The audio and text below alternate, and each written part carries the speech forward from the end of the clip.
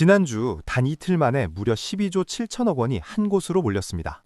로또도 아니고 부동산도 아닙니다. 바로 코스닥 공모주 청약이었는데요.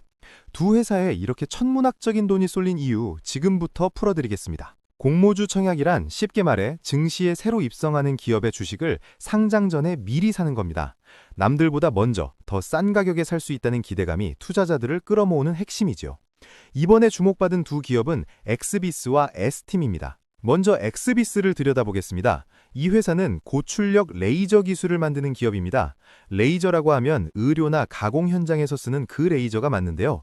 최근엔 반도체 공정과 피지컬 AI 분야까지 수요가 빠르게 늘어나는 핵심 기술입니다.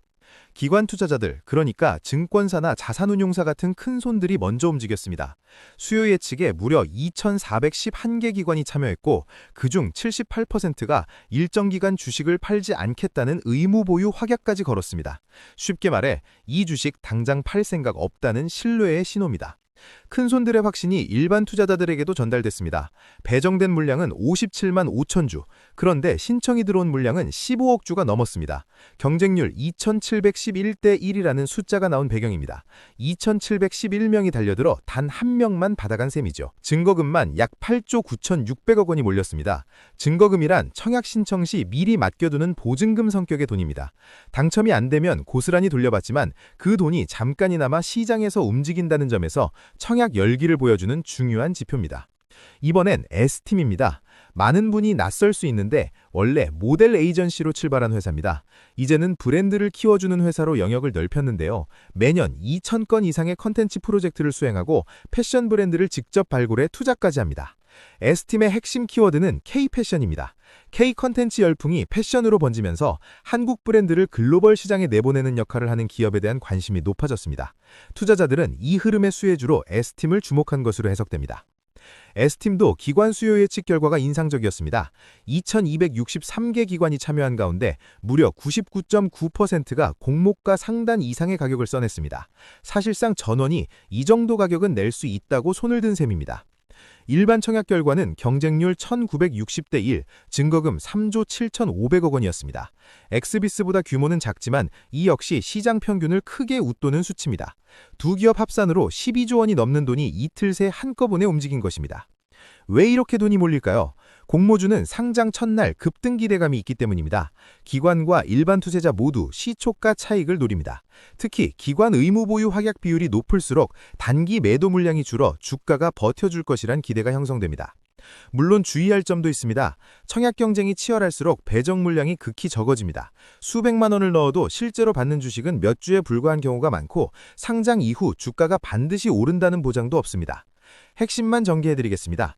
엑스비스는 레이저, 반도체, AI라는 기술 성장 스토리를, S팀은 K-패션 글로벌 확장 스토리를 각각 내세워 투자자 관심을 끌었습니다.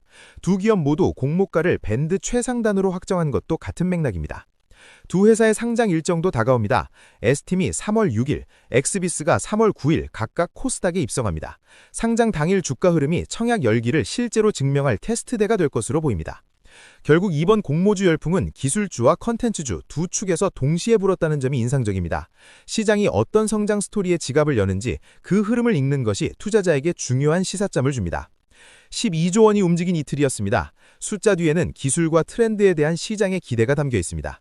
상장 이후 그 기대가 현실로 이어질지 함께 지켜보겠습니다. 이번 청약 유주간에는 수요 예측 단계에 있는 기업들도 있습니다. 항암제와 언과질환 치료제를 개발하는 카나프 테라퓨틱스는 23일부터 27일까지 수요 예측을 진행합니다. 공모가 희망 범위는 16,000원에서 2만 원 사이입니다.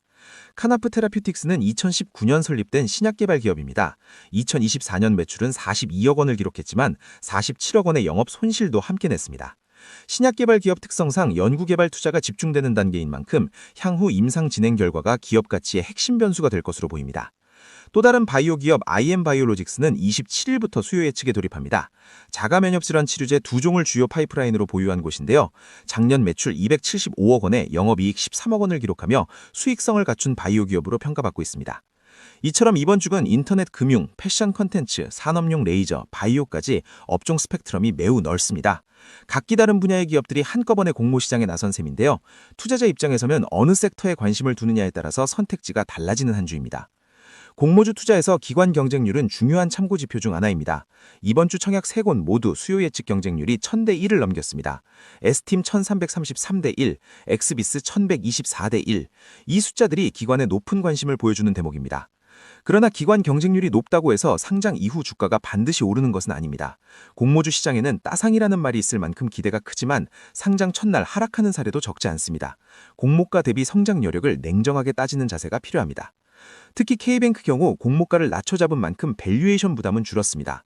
반면 3번이나 상장을 시도했다는 사실 자체가 시장에서 적정 가치를 인정받기까지 험난한 과정이 있었음을 보여주기도 합니다. 상장 이후 실적과 성장성으로 다시 평가받아야 하는 과제가 남아 있습니다. S팀은 K-컨텐츠라는 글로벌 트렌드를 타고 있습니다. 흑자 전환에 성공했고 해외 확장 계획도 구체적입니다. 다만 브랜드 마케팅 시장 특성상 경기 변동에 민감할 수 있고 소수 고객사 집중도 리스크는 지켜봐야 할 부분입니다. 엑스비스는 기술 차별성이 뚜렷한 기업입니다. AI와 로보틱스를 결합한 레이저 플랫폼은 단기간에 따라잡기 어려운 기술 장벽을 갖추고 있는데요. 피지컬 AI와 반도체라는 성장 산업과 맞닿아 있다는 점도 긍정적 요소로 꼽힙니다. 정리하겠습니다. 이번 청약 유주간의 핵심 기업 3곳은 각각 인터넷 금융, K-패션 컨텐츠, AI 레이저 제조라는 서로 다른 분야에서 성장 스토리를 써내려가고 있습니다. 모두 기관 수요 예측에서 희망 범위 상단으로 공모가를 확정하며 시장의 긍정적 평가를 받았습니다. 공모주는 기회인 동시에 리스크이기도 합니다.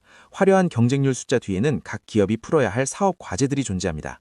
청약 전에 사업 모델과 실적 흐름을 꼼꼼히 살펴보는 것, 그것이 현명한 공모주 투자의 출발점입니다.